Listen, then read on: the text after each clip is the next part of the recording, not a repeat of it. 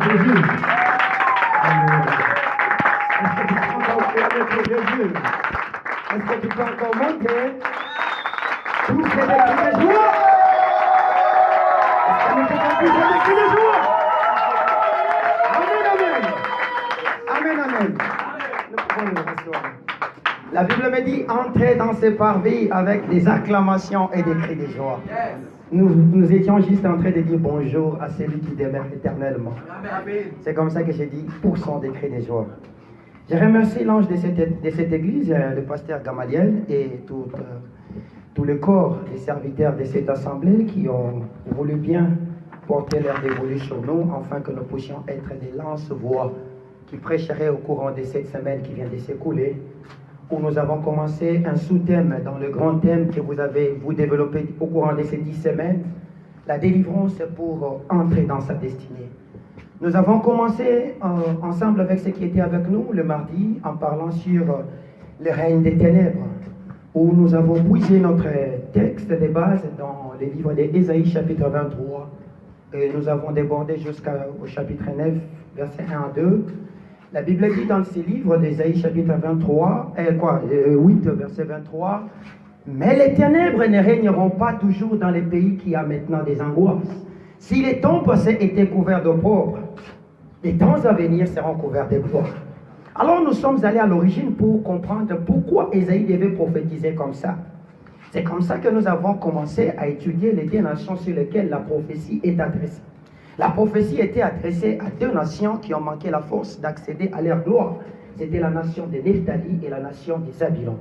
Lorsque vous lirez dans le livre des Juges, le chapitre 1er au verset 30, on nous parle de la manière que Nephtali et Zabylon ont échoué d'entrer dans leur possession.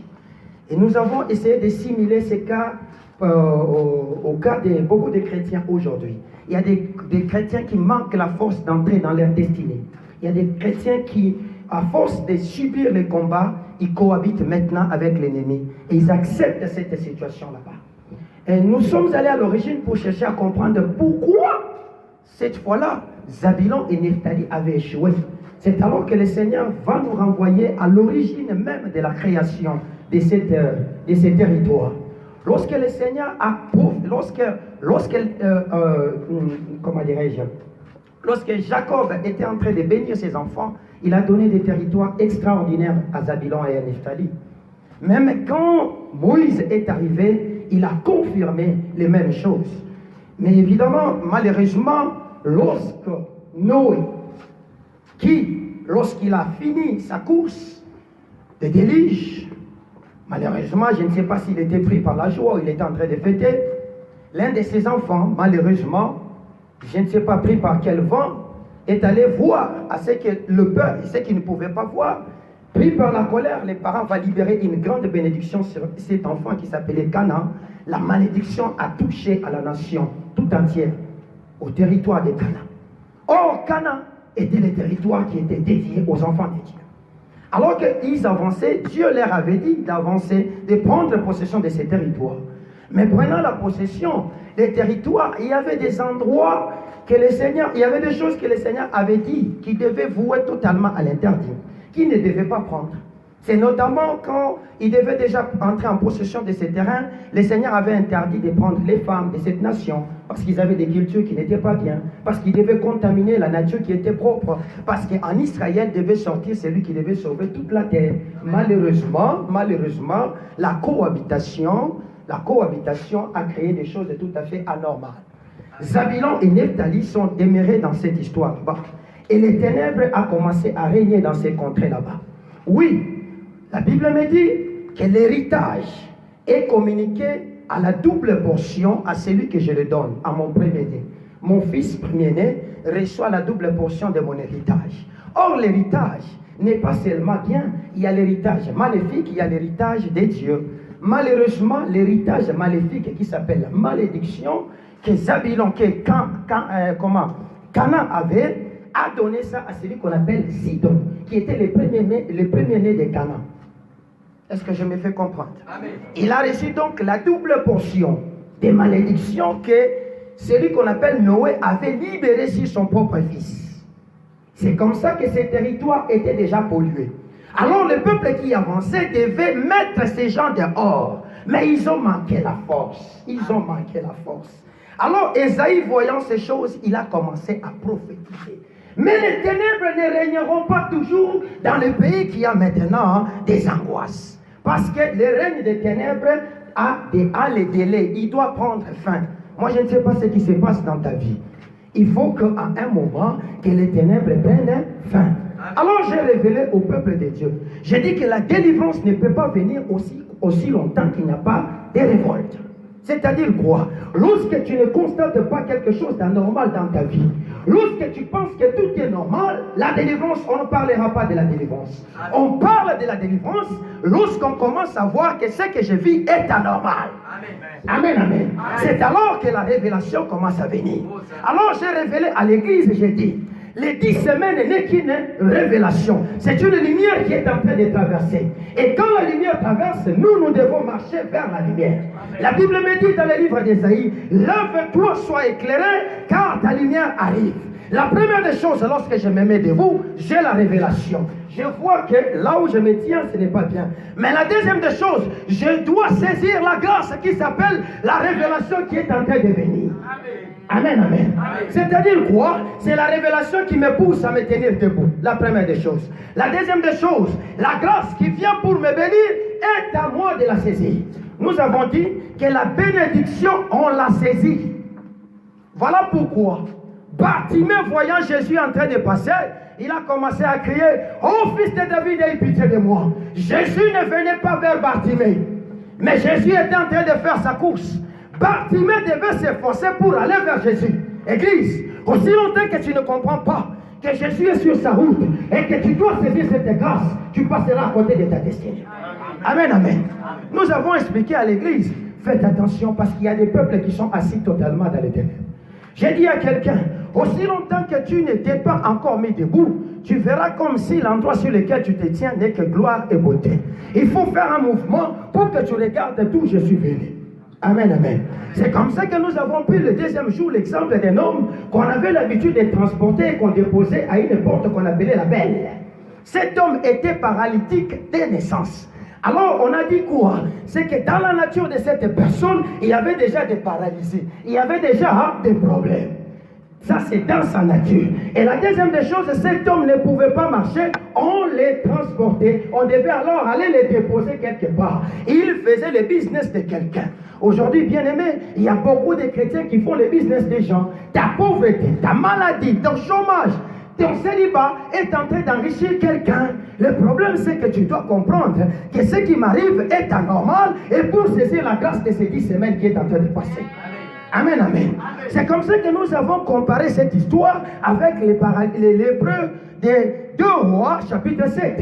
La Bible me dit, lorsqu'ils ont vu que la faim était en train de les menacer, et qu'ils ne pouvaient pas manger, et qu'ils étaient lépreux, et qu'ils étaient déjà bannis de leur gloire, ils étaient mis à l'écart. Il y avait la lèpre, il y avait la guerre qui menaçait la nation. Ils ont dit, si nous restons, nous mourrons. Si nous avançons, nous allons aussi mourir. Mais qu'est-ce qu'il faut faire? Avançons quand même. C'est alors que pendant qu'ils étaient en train de marcher, la Bible me dit, il y a eu des bruits de bottes. Or, quelque part, il est écrit, lorsque vous entendrez les bruits de bottes, sachez que moi, l'Éternel, je suis au devant de vous.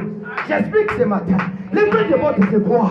Les bruits de bottes, c'est cette prière que tu es en train de faire maintenant. C'est ça les bruits de bottes que tu es en train de faire ce matin. Lorsque toi, tu commences à entendre la convocation pour dire, venez, prions, il y a les bruits de bottes. L'Éternel est devant toi. Le problème, c'est qu'il faut croire. Croire que le Seigneur est capable de me faire accéder à cette grâce. Amen, amen. Amen. Ça, c'était la semaine passée. Amen. Nous voulons commencer aujourd'hui. Les gens pensaient que j'étais en train de prêcher. Non, je n'avais pas encore démarré. Amen, amen. Amen. Nous voulons commencer aujourd'hui. J'ai sauté quelque chose. Je reviens.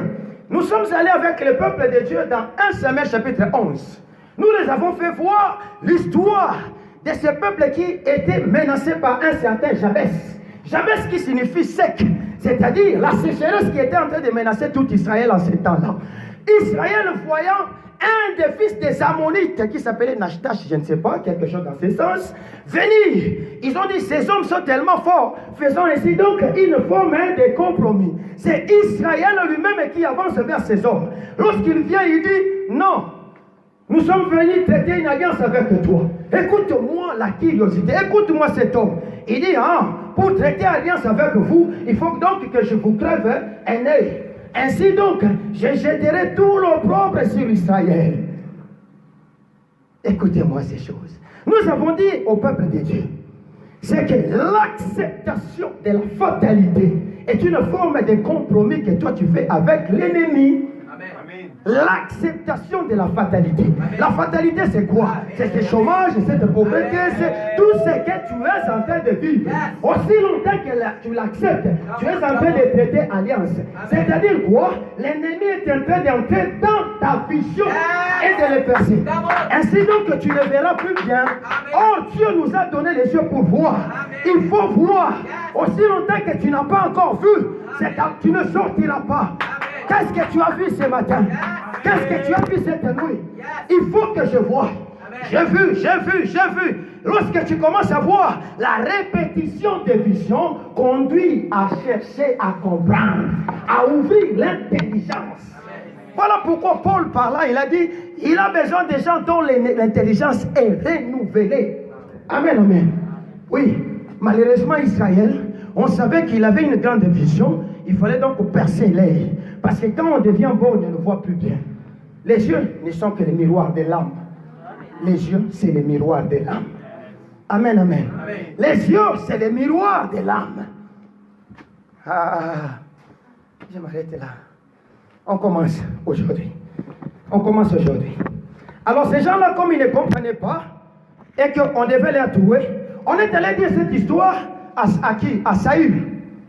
La Bible me dit, il fut saisi par l'Esprit du Seigneur.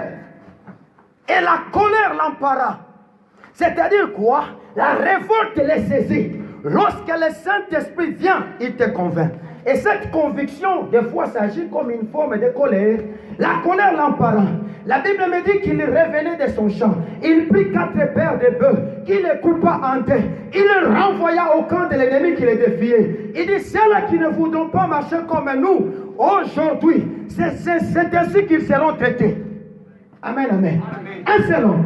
Par un seul homme, la délivrance d'une nation peut jaillir.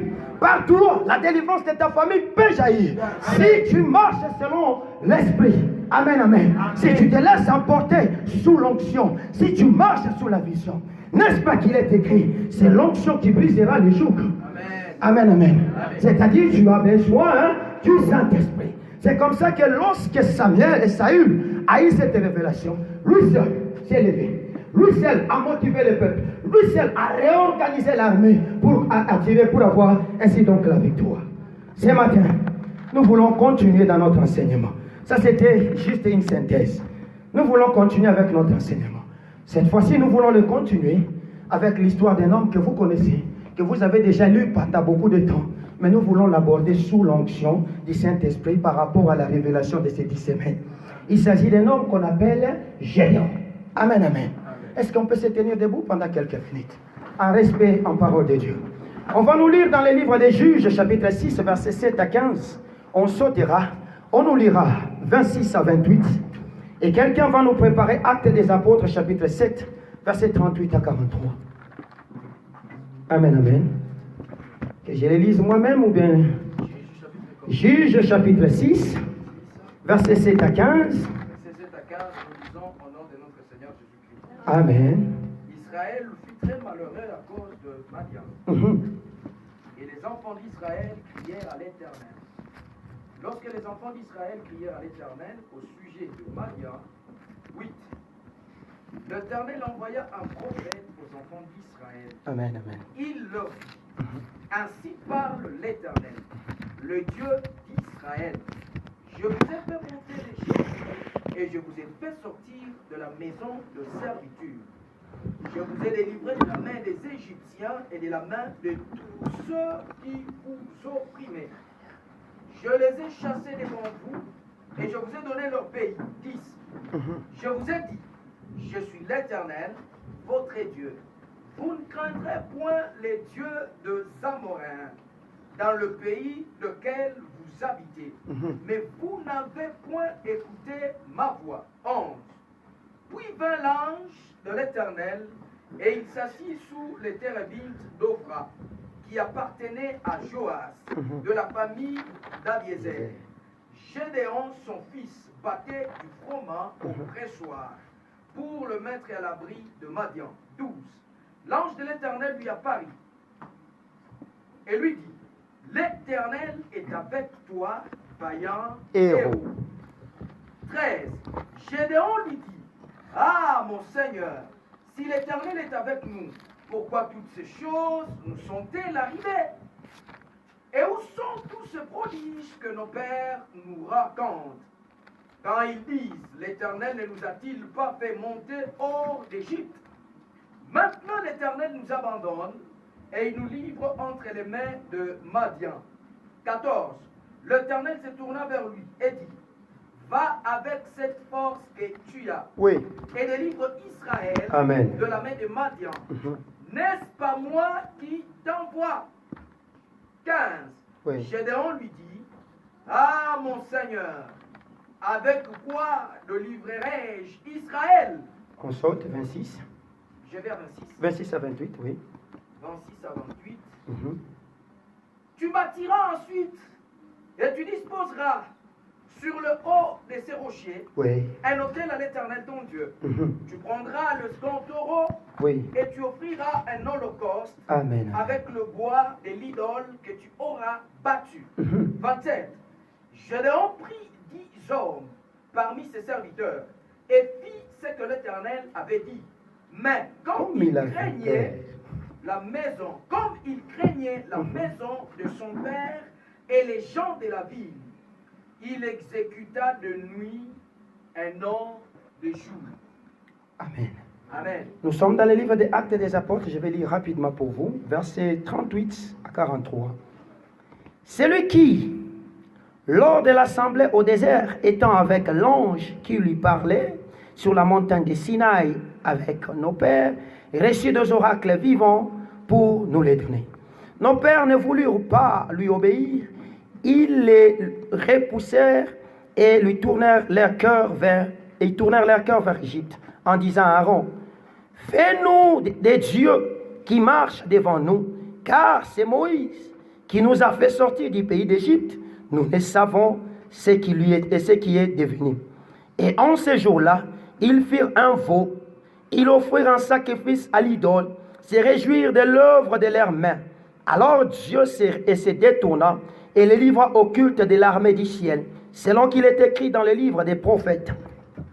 M'avez-vous offert des victimes et des sacrifices pendant 40 ans au désert, maison d'Israël? Vous avez porté la tente de Moloch et l'étoile du dieu d'Irépham, ces images que vous avez pour les adorer. Aussi, vous transporterai-je au-delà des Babylone. Amen, amen. Est-ce que nous pouvons nous rasseoir? Bien-aimés, nous sommes en train de parler des règnes des ténèbres. Il s'agit d'un homme qu'on appelle les Gédéon, qu'on appelait normalement Jérubbal. Gédéon était un homme qui était prédestiné à devenir un grand, mais il n'avait pas la révélation. C'est ça son problème. Il n'avait pas la révélation. Gédéon devait être le juge d'Israël, mais il ne connaissait rien.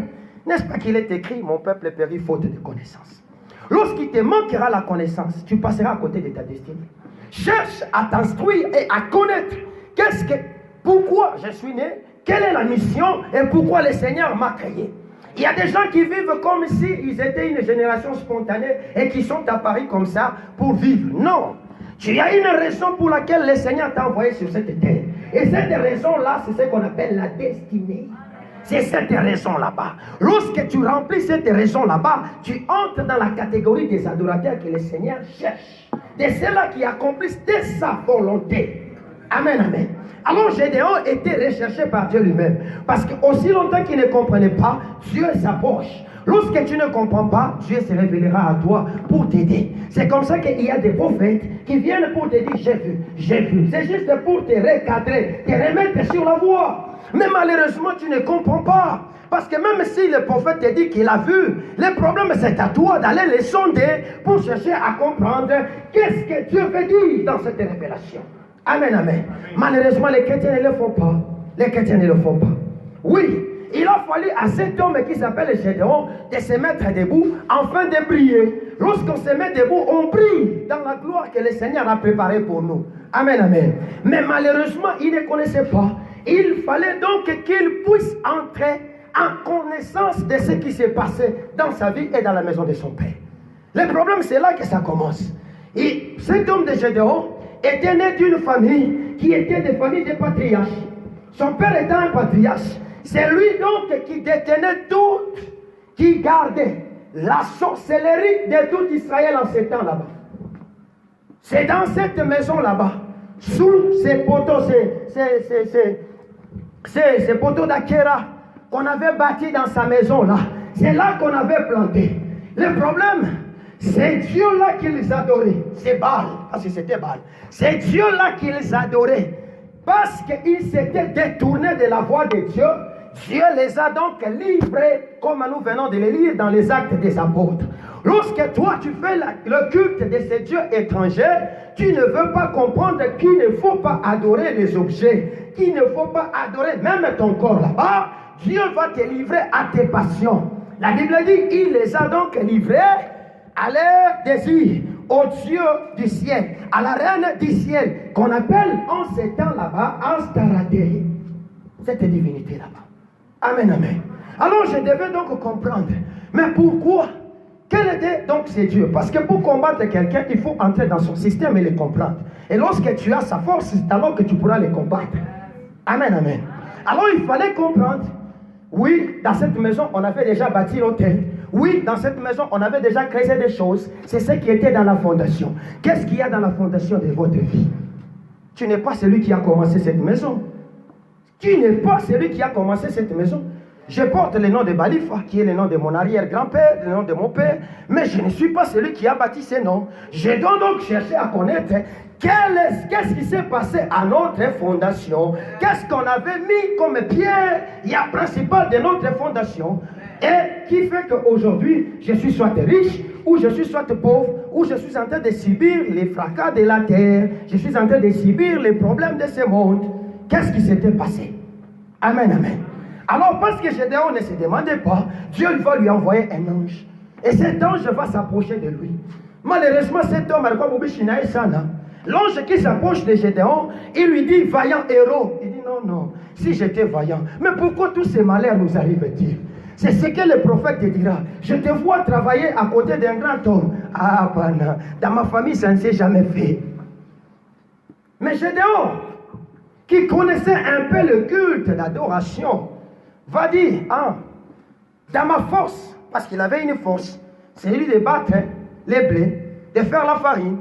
Tu vas donc ainsi attendre ici, jusqu'à ce que je prépare quelque chose. Si réellement tu es Dieu, là il a commencé à sonder la prophétie. Si réellement tu es Dieu, alors je verrai. Bien aimé, lorsqu'on t'envoie la prophétie, c'est à toi de le sonder. Ce n'est pas au prophète de te dire si cette prophétie vient de Dieu ou pas. C'est à toi de la sonder. C'est à toi de te mettre à genoux et de dire, Seigneur, tu as dit, je veux. Vous comprenez? Tu commences à parler. Parce que la prophétie, quand elle vient, elle a pour mission d'activer l'intimité entre toi et ton Dieu. C'est ça la prophétie. Elle cherche à attirer ton attention afin que toi tu parles et que Dieu parle. Il ne t'a pas donné une bouche pour que tu restes muet, mais il t'a donné une bouche afin que tu parles. Mais Dieu te parle, toi tu ne lui réponds pas. Amen, amen. Mon peuple périt parce qu'il lui manque la connaissance. Alors lorsque nous sommes entrés dans la maison des papas de Gédéon, le Seigneur a révélé, il s'agissait de quelque chose qu'on avait bâti là-bas, que Gédéon devait donc faire tomber. Et ces choses, c'était quelque chose qui donnait gloire à Baal. Alors la fois passée, je vous ai dit, Baal c'est qui? Baal. Les gens écoutent Baal c'est qui? Le culte de Baal s'est fait jusqu'à aujourd'hui. Mais Baal c'est qui? Baal, lorsque vous lirez dans les dictionnaires bibliques, est le fils de El, que j'ai expliqué au courant de la semaine. Le fils de El. El qui s'appelle Elohim, El Shaddai. Selon les Madianites, les Amoréens, les Amalécites, parce que tout ce monde-là adorait Baal. Tous ces gens-là, ils prenaient Baal comme étant le fils de Dieu. Mais eux, ils voyaient en Dieu quelqu'un de faible. C'est comme ça que Baal devait être plus fort que Dieu. Et Baal, c'est qui? Baal, ce n'est que le Dieu de foudre et de la tonnerre. Amen, amen. Et Baal avait des correspondants sur la terre. Ces correspondants sur la terre, c'est Astarté, c'est Moloch, c'est Milcom, c'est tous ces dieux-là que vous connaissez. Amen, amen. Alors, Baal, on lui donnait ce caractère. Pourquoi? Parce que pour ces peuples, Dieu devait être violent. Il devait être quelqu'un d'effrayant. Il ne devait pas être quelqu'un de doux, de calme. Non, non. Il devait être violent. Tu vois, quand la foudre gronde, ça effraie quelqu'un. C'est comme ça qu'elle pensait. Il disait qu'elle est faible. Elle n'est pas forte. Elle doit être celui qui est inférieur à Baal.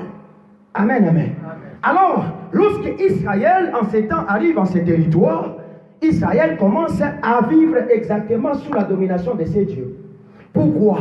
Parce qu'en Israël, c'est un pays désertique, c'est un pays sec. La pluie devient une manne cachée, devient quelque chose de précieux. Il fait passer quiconque fait tomber la pluie, il devient fort. C'est comme ça qu'il donnait la gloire à Baal en disant, voici les dieux qui nous bénissent. Amen, amen. Et Israël, toutes les fois qu'il plantait, les Madianites venaient. Ce matin, je pose la question. Quel est donc ton Madian? Lorsque toi tu plantes, lui vient récolter. Parce que c'était ça le cas. Israël en ces temps vivait dans des grottes, vivait retranché, vivait caché. Il ne savait pas sortir la tête. Il y a des chrétiens comme ça. Il y a des opportunités qui arrivent. Ils travaillent beaucoup, mais à la fin, ils ne gagnent rien. C'est quelqu'un d'autre qui bouffe de cette opportunité. Amen, amen. Il faut comprendre quel est mon Madian. Quel est celui qui dévore les opportunités que le Seigneur me donne. Oui, je vais te prendre en mariage et puis après, oui, mais pourquoi Dieu me donne des opportunités et il parle? C'est ça la question qu'il faut se poser. Amen, amen. Alors, les dieux de la pluie Baal, je suis allé pour chercher à le comprendre, c'est qui dans la vie actuelle? Parce que dans cette vie-là, c'était la pluie, c'était le tonnerre. Mais dans notre vie, c'est qui? Parce que si je ne vous dis pas ça, vous n'allez pas comprendre mon message. C'est ces faux dieux qui remplacent les vrais dieux dans la lignée familiale. Amen, amen. Chaque famille a sa force. Chaque famille a quelque chose de précieux qu'il garde. Il y a des familles qui, quand tu leur parles de l'argent, batakoua. C'est-à-dire, l'argent est devenu leur dieu. Le papa a tellement aimé l'argent. La maman a tellement aimé l'argent. Ils ont donné des enfants qui aiment tellement l'argent. Des petits-fils aiment tellement l'argent. Ça, tu as remplacé le vrai Dieu par le faux, qui s'appelle Maman. Maman qui est le petit-fils de Baal. Donc, tu adores indirectement Baal. Je me fais comprendre. Deux, c'est la puissance des ténèbres qui a changé en opprobre la gloire de votre famille. C'est cette puissance des ténèbres qui change la gloire en ténèbres. Amen, amen. Vous deviez être riche, mais vous êtes les tout derniers de la RDC. Vous deviez être des hommes élevés en dignité. Moi, mon ange a retrouvé Baboy. Parce que cet homme de Gédéon, il était juge d'Israël, mais il s'est retrouvé entré à Koutoumika comme moulin. Celui qui devait être juge, c'est comme le président en ces temps. Celui qui devait être président se retrouve comme moulin. Est-ce que ça se fait comprendre? C'est-à-dire quoi? On a remplacé la gloire de l'Éternel par les ténèbres. Amen, amen.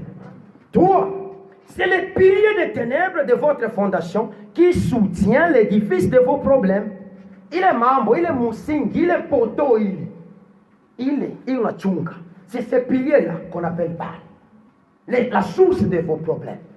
Quelqu'un, ça peut être la colère. Il ne sait pas pourquoi il s'énerve.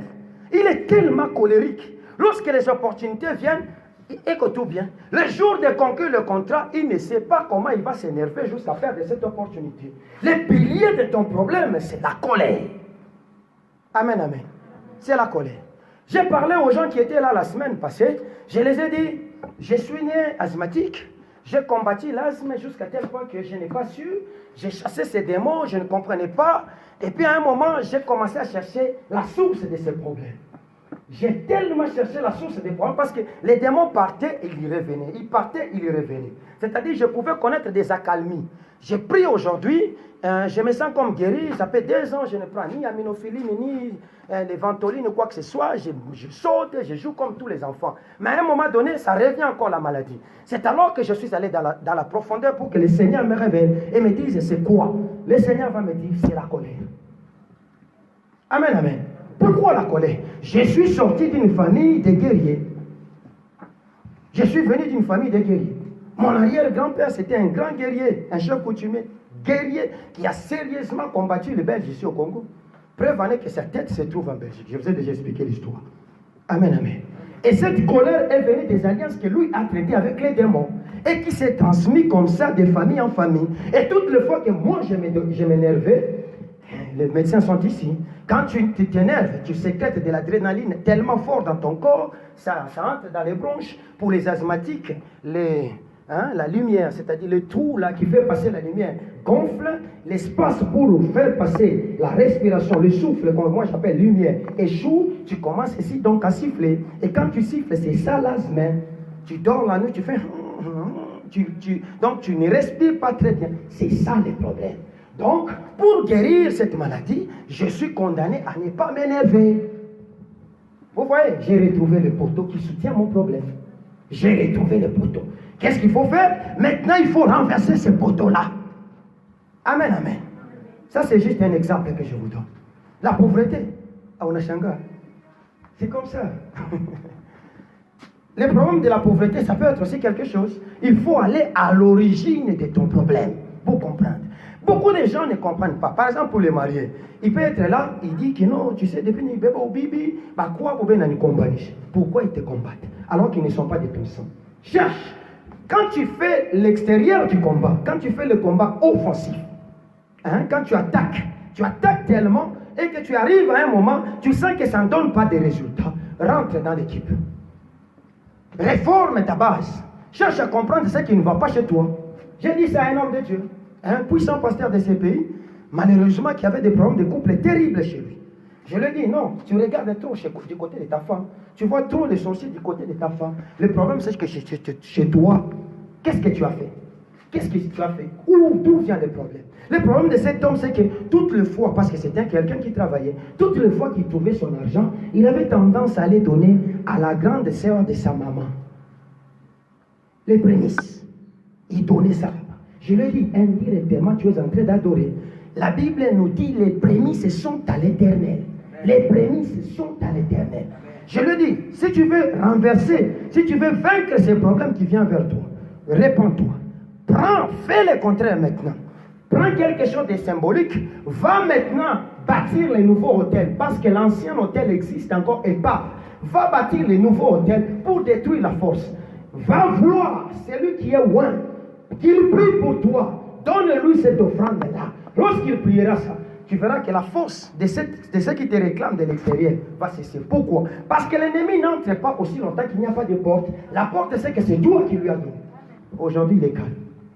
Il m'a appelé le vendredi passé en train de sauter, vraiment de sauter, parce que son problème a trouvé la solution. Amen, amen. Alors, je ne te dis pas tu vois, tu as tellement vu des sorciers autour de toi, peut-être que le problème c'est toi-même. C'est cette personne-là. Tu sais que parmi nous, il y a des gens qui portent le nom de Bafoum aussi. Tu t'es déjà demandé le nom que je porte, c'est le nom de qui? Qu'est-ce que ce monsieur a fait dans sa vie? Vous savez que le nom lie la personne. Vous savez que le nom, c'est une identité que nous portons. Alors, si toi, tu ne t'es jamais demandé la nature de ton nom et quel est le problème de ton nom, papa, tu ne sortiras pas. Ou tu as alors que c'est toi-même qui ouvre la porte. Amen, amen. Voilà, donc, quand je retrouve... Pourquoi Abraham avait changé de nom? Parce que son problème était dans Abraham lui-même. Mais Abraham, en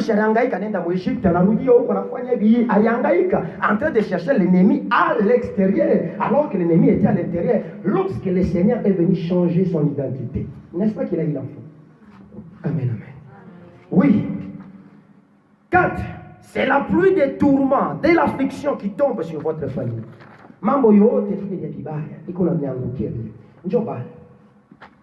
C'est la puissance cachée qui est derrière chaque problème de votre vie. C'est le pouvoir qui se spécialise pour vous attaquer le jour de votre miracle. Problème t'accouille. Oh, accident, on a tombé malade. Oh, Kirio, Nini. Quand tu vois de tels phénomènes se manifester au jour de ton miracle, il y a une puissance des ténèbres qui est en train d'agir. C'est anormal. Tourner dans nos moufettes. Pas que les tourner dans nos moufettes, Kirio, vous êtes obligé de vous occuper à Kirio, de laisser la fête. L'ennemi est déjà dans la maison. Il faut le dénicher.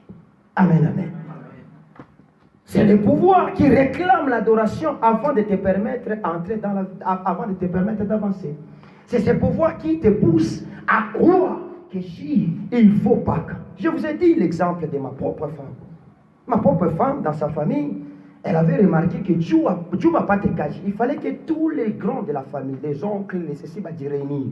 S'aimer. Ils ont un truc là dans leur dialecte, moi je ne sais pas, ils disent qu'ils s'aiment Dieu atomique. Mais ça c'est quoi ça? Je suis chrétien, il faut que j'attende que mon arrière-grand-père, mon oncle qui parle Djoumi Bagno ou Djoumi Nitumik. Non, il faut s'élever. Ce sont ces choses que le Seigneur veut que nous puissions comprendre. C'est ça les ténèbres qui règnent. Que Dieu dit, ils ne régneront pas toujours. Si les temps passés s'étaient couverts d'opprobre, les temps à venir seront couverts de gloire. Parce qu'en Israël, il y avait ces choses là-bas qui étaient en train de régner, de dominer dans la vie des hommes. Moi, je ne sais pas ce qui domine dans ta vie. Qu'est-ce qui domine dans ta vie? Alors, c'est comme ça que je me suis posé la question. Mais qui est Madian? Mais pourquoi Madian? Et d'où vient Madian? Amen, amen. Parce qu'il faut le comprendre, il faut le connaître. Si tu ne connais pas l'ennemi, tu ne sauras pas les combattre. Amen. Les Madianites, ce sont des peuples nomades qui habitaient la partie nord de l'Arabie Saoudite. Je les parle dans les temps actuels. Dans la partie nord de l'Arabie Saoudite, et qui étaient en train de parcourir les frontières. Ils nageaient autour des frontières des Galades, le long des Édons, le long des empires de Moab. C'est là qu'ils étaient en train des peuples nomades, d'entrer à Kouendakouya. C'est comme ça que, dans leur nomadisme là, dans leur vagabondage là-bas, ils faisaient comme Israélites banaotesha. Banayake minji tatoka mwavri, banakuwa mwavri, banabapika, bo banakimbia banarécupérer, banenda. Amen, amen. C'est ça les Madianites. Alors Madian, c'est qui? Madian est le descendant d'Abraham. Il est ici des liens entre Abraham et Ketura. Amen, amen. Il est sorti de ces liens là-bas. C'est-à-dire, ce qui te combat est à côté de toi, c'est ta famille. La Bible dit, l'homme aura pour ennemi les propres membres de sa famille. Ton problème n'est pas loin de toi. Ne faut pas chercher tes amis ou quoi que ce soit. C'est avec toi. C'est autour de toi. Voilà pourquoi le Seigneur dit, lève-toi, sois éclairé. Amen. Lève-toi de ta maison, de la maison de ton père, de ta famille. Sors de cette lassitude. Il est vous. Shimama ou Angariye. Où est-ce que je suis assis? Est-ce que je suis assis dans la bénédiction ou dans la malédiction? Amen, amen. Amen. C'est comme ça que je me suis posé la question. Alors comment est-ce que je peux me séparer des Madianites, de celui-là qui combat ma vie? 4 solutions sont possibles pour sortir des combats des Madianites. 4 solutions. Parce que je vais aller rapidement pour qu'on termine. Amen. La première des choses, je vais aller là rapidement. Alors que vous êtes venus en retard, je vais aller lentement. Amen, amen. Première des solutions. La première des choses, séparez-vous des idoles de votre famille en prière. On ne se sépare pas de l'idole, c'est dans la prière. L'idole, c'est qui? L'idole, c'est toutes ces choses que toi tu aimes en particulier. Sépare-toi de ça. C'est devenu une idole. Sépare-toi de cette idole qui s'appelle l'argent. Sépare-toi de cette idole qui s'appelle les habits. Sépare-toi de cette idole qui t'envoûte. Moi, je ne connais pas. C'est que des exemples que je te donne. Amen, amen. Sépare-toi de cette chose-là. Localise ça et sépare-toi. Amen, amen. Le problème de cet homme qu'on transportait, qu'on amenait à la belle porte, était qu'il était en train de regarder aux mains des gens qui devaient donner. Alors qu'il devait se séparer de ça. Pour qu'il ait le miracle de marcher, afin que lui-même travaille, Il a fallu qu'il regarde à la tête et non aux mains. Amen. Toi, tu regardes où? Yes. Regarde à Jésus et non aux mains. Amen. C'est comme ça que la tête de Jésus va commander aux mains des données. Amen. Ce n'est pas les mains qui commandent seulement. Si je fais ça, ma tête a commandé. Amen. Si je fais ça, ma tête a commandé. Amen. Et quand ma tête commande, la main ne peut pas résister. Amen. Amen, amen. Amen. C'est comme ça que pendant que nous étions en train de prier, le Seigneur était en train de me révéler sur quelqu'un. Il m'a dit, dites à cet homme, dites à cette femme, moi je ne le connais pas. Pour sortir de la pauvreté, il faut donner. Les démons de la pauvreté, c'est ces démons qui combattent Kushito. Si tu veux être béni, commence à donner. Tu vas voir que tu auras.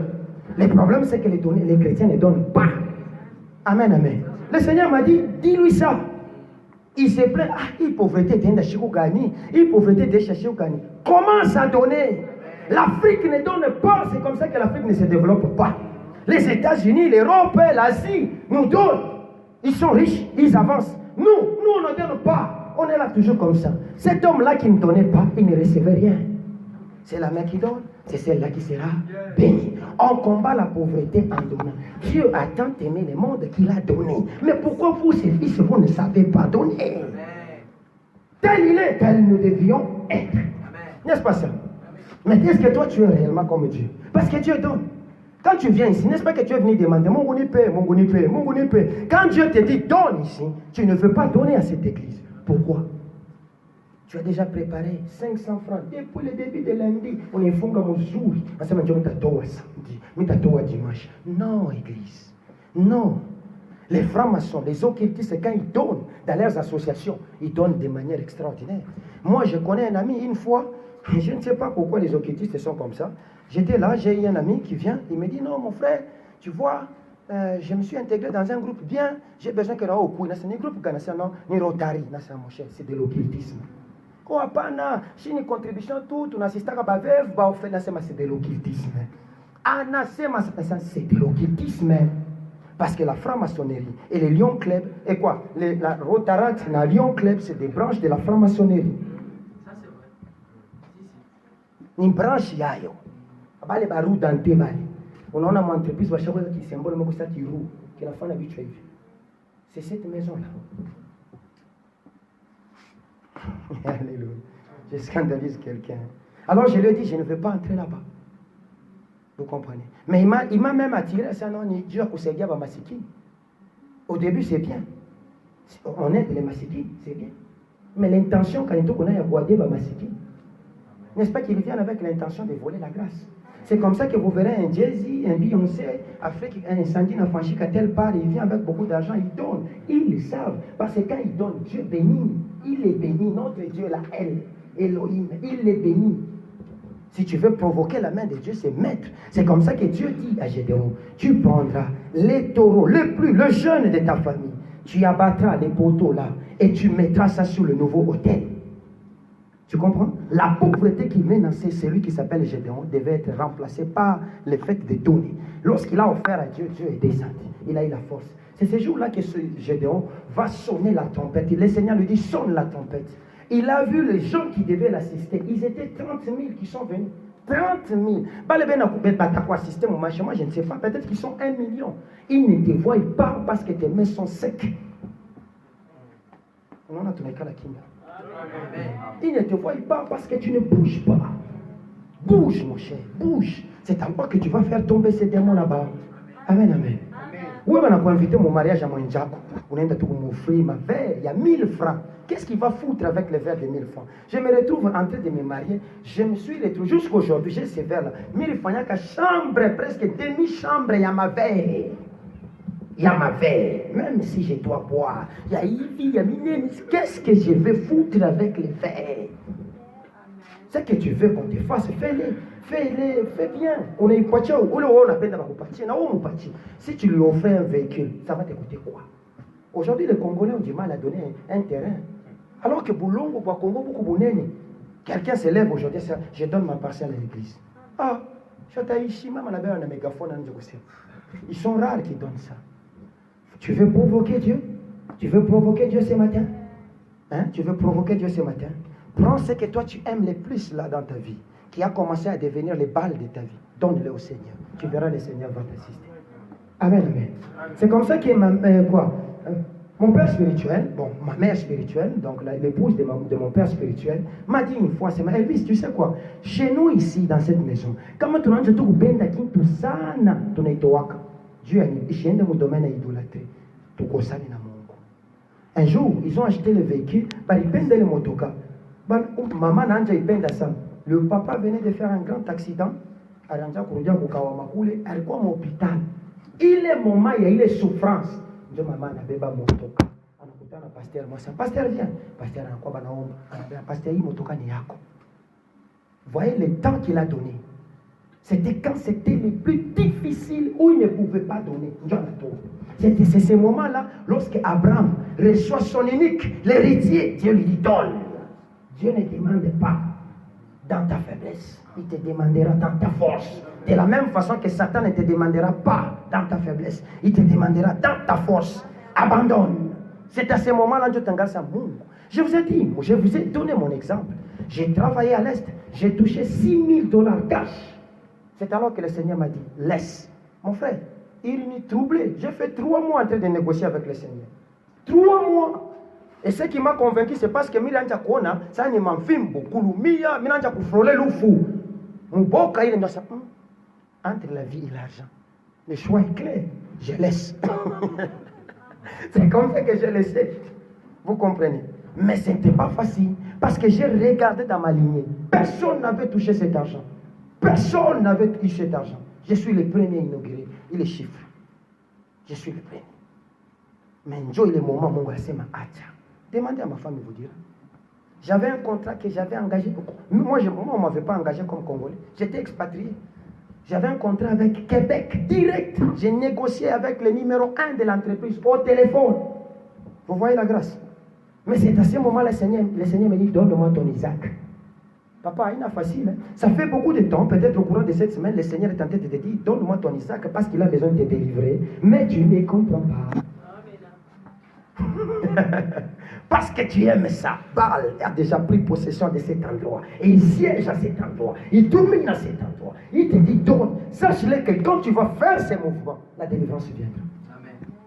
Et ce que Dieu va te donner ne se fera pas suivre des chagrins. Il t'a quoi un mini copie ta balle. Amen, amen. Alors, je dis, séparez-vous de votre idole. 2. Reconsacrez-vous à Dieu pour le servir. C'est-à-dire quoi? Acha, kama unaleta, acha tena kuangalia. Bantu wengine nasema, akilete kitu anaanza sema, nilikuyaka, c'est-à-dire akingariki angalia kwa miroir. Oublie ça.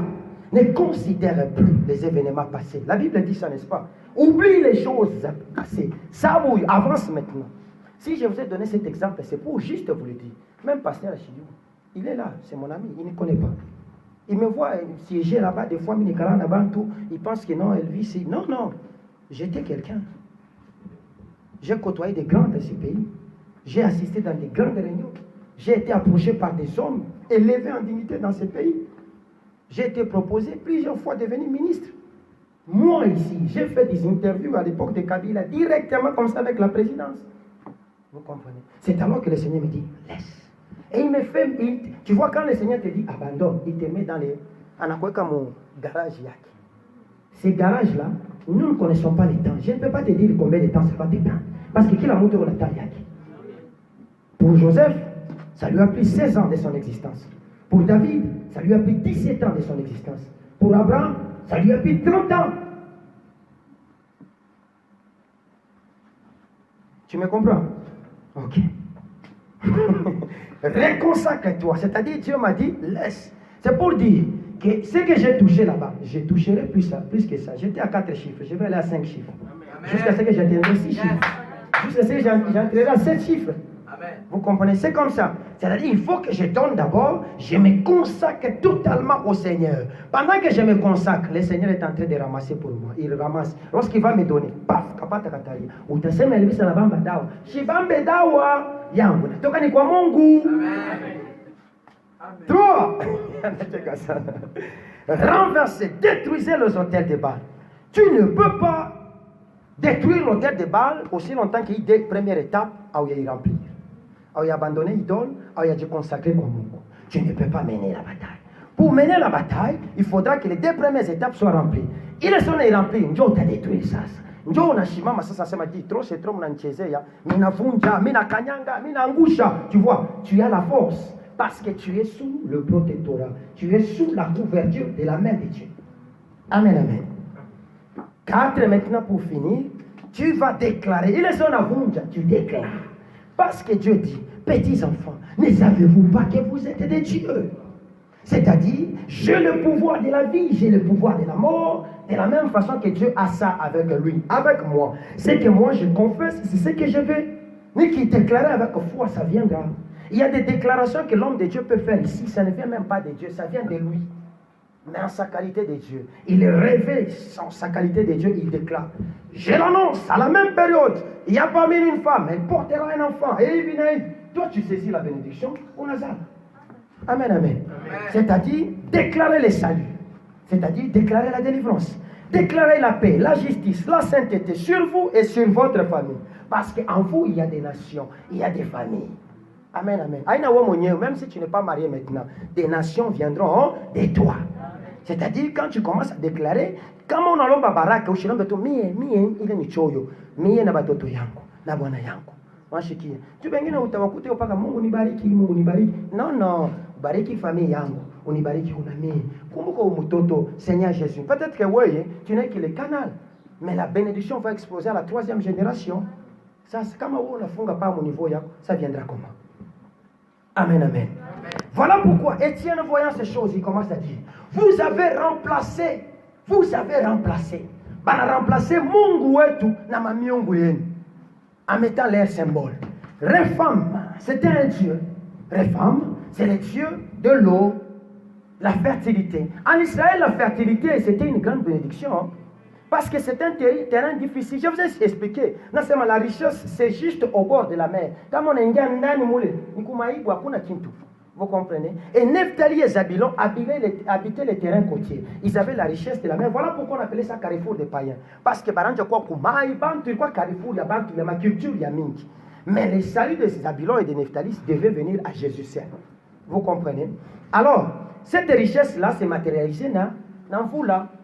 Kama mvula nakuya bali anje ipenda sana njoo mkote yapo. Mais je suis richesse yenu nini? Vous comprenez? Moi je ne connais pas.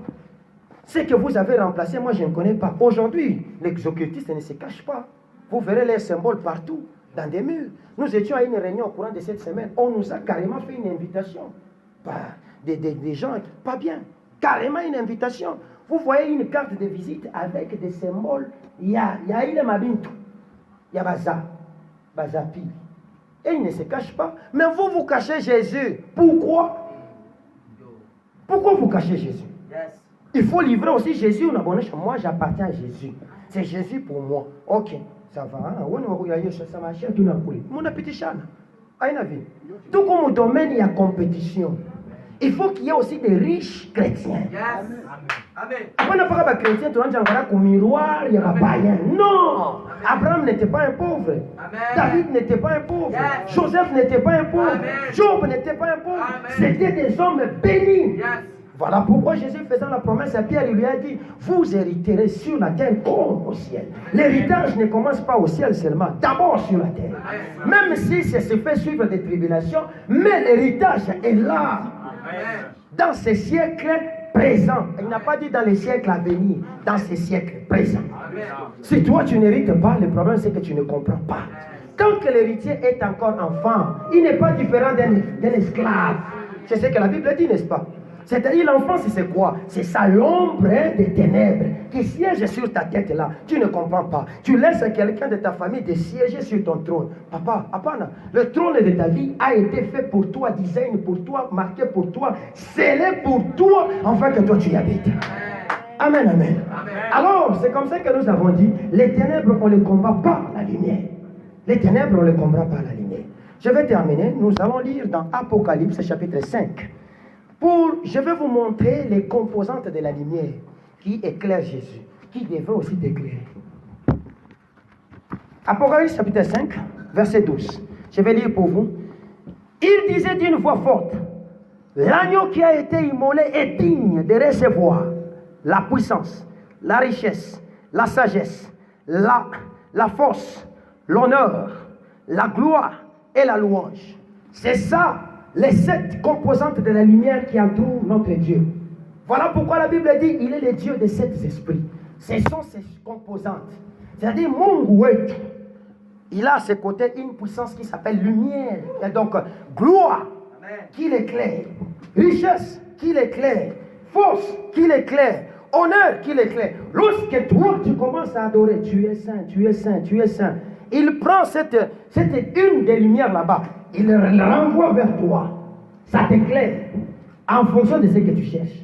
C'est comme ça que lorsqu'il a voulu créer, que la lumière soit, parce qu'il ne crée pas en dehors de la lumière. Il n'a pris que les composantes de sa lumière pour dire richesse, je mets au Congo.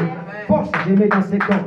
Gloire, je mets ici. Je mets ça. Il a réorienté les composantes de sa vie. Il s'est décomposé pour les réorienter vers toi. Hey, Jésus, mon roi. Les temps. Les temps. Vous êtes venus en retard. Les temps.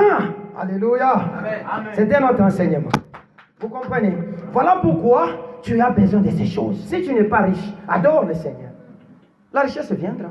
Lorsque tu adores le Seigneur, tu entres dans la composante lumière qui s'appelle, moi le domaine, il y a quoi richesse sur la tafuta, ça viendra. Ça viendra. Parce que comme on a sommes à 4, on a 5, c'est là où on nous enseigne comment ça se fait dans les ciels. Les 24 êtres vivants, les 4 êtres vivants, les myriades des anges, parce que la Bible enseigne des myriades sont autour de lui. Les gens qui étaient au début de ces cultes, ils ont senti, c'était lourd à jamais, c'était difficile pour qu'on décolle ici. Mais lorsqu'on a commencé à louer, vous avez senti, non, ce n'est pas un secret. Oui, yes. C'est un secret. Nous étions ici au début, les gens m'ont vu, je n'étais pas debout, j'étais assis. J'étais en train d'intercéder. Je sentais une force anormale ici à Manaïm. Je sentais comme si on ne décollait pas. On ne montait pas. Et papa était en train de chercher dans sa tête comment trouver. Et heureusement qu'il a atteint le point. Lorsqu'il a atteint le point de la louange et de l'adoration, c'est là qu'on a décollé. Voilà pourquoi je voulais même bénir mon frère là, les toucher, parce qu'il a une grâce extraordinaire. Sa manière de chanter, c'est extraordinaire. Il peut juste chanter, quelqu'un commence à être délivré. Mais il ne se connaît pas, il s'ignore. Toi, c'est toi qui chantais, n'est-ce pas? C'était qui? Non, c'était pas. Eh, l'autre, hein? Ah, l'autre, oui. J'ai vu quelqu'un, bon, tu t'ignores? On a force moins extraordinaire. Même si je dis qu'on chante ici, tu vas sentir. Parce que l'onction est déjà là. Donc, toi, pendant 20 minutes, tu as senti. Dieu a dit, le Seigneur est là. Amen, amen. Alors, bien-aimé dans le Seigneur, la richesse que tu cherches se trouve en Dieu. La gloire que tu cherches se trouve en Dieu. La force que tu cherches se trouve en Dieu. L'honneur que tu as besoin se trouve en Dieu. La louange que tu cherches là se trouve en Dieu. La force que tu désires se trouve en Dieu. Tout ce que tu cherches se trouve en Dieu. Elle se trouve en Dieu comme une lumière. Voilà pourquoi Jésus, lorsque ces hommes ne comprenaient pas, il les a dit, détruisez ce temple en 3 jours, il sera rebâti. Ils ne comprenaient toujours pas. La Bible me dit, 7 jours après, il les amena sur une très haute montagne. Lorsqu'ils sont arrivés sur cette montagne-là, il se transfigura. Se transfigurer ne veut pas dire il se transforma. Non, il a fait ressortir ce qui était caché en lui. C'est ça la transfiguration. C'est comme ça que la Bible dit, il a commencé à briller comme le soleil. Ses habits étaient devenus plus blancs. Élie est venu, Moïse est venu, juste pour dire, je suis venu accomplir la loi, je suis venu accomplir la prophétie, ici dans Jésus-Christ. Et sur lui, c'était une force extraordinaire. Et c'est cette énergie qui s'est dégagée en lui, parce que Pierre, Jacques, Jean étaient déjà en train de dormir. Quand ça les a touchés, ils se sont mis debout. Ils n'ont pas été dit prier, eux-mêmes ont commencé à adorer. Lorsque la gloire vient, ça pousse l'homme à genoux. Mais toi, lorsque la gloire vient, tu entres dans la maison de ton père, tu lui dis, papa va t'agneau. C'est ça le problème que tu commets. La bêtise que tu commets, c'est quoi? Lorsque la fiancée vient, tu commences d'abord à annoncer, non, mets-toi à genoux, adore le Seigneur, jusqu'à ce que le Seigneur te dira, va dire. Est-ce que la personne que tu dis, tu connais l'état de ton âme, de son âme? Ton ami là que tu as l'habitude de lui dire, ou buena, et qu'on a couillé à tu connais l'état de son âme? On a un chiqui, hein? Lorsque la gloire vient, elle pousse l'homme à genoux. Si tes genoux ne tombent pas, c'est-à-dire, toi, tu n'as pas encore compris la leçon. Il faut que tes genoux arrivent par terre. Parce que nous devons nous aimer. Amen, amen. Ce temps ici, c'est le temps que le Seigneur veut faire ressortir la gloire. Ce n'est pas dire qu'ici il n'y a pas la gloire. La gloire est déjà là. Nous voulons démontrer, parce que la théorie, il n'a pas ta mingi. Nous voulons maintenant démontrer. Paul dit, notre enseignement ne consiste pas seulement à des discours, mais aussi à la démonstration de la puissance de Dieu. La puissance de Dieu, c'est quoi? C'est ce miracle que tu as besoin de voir, qui te dira, lève-toi, marche, et tu vas marcher. Est-ce que je me fais comprendre? Amen. Que le Seigneur vous bénisse. Amen. Seigneur nous t'a débordé. Amen, amen. On est debout. Nous allons prier. Est-ce que nous pouvons d'abord acclamer le roi des rois? Yes. Est-ce que tu peux très bien acclamer pour Jésus? Alléluia. Est-ce que tu peux très bien acclamer pour Jésus? Est-ce que tu peux maintenant acclamer avec le flot? Yo, Seigneur,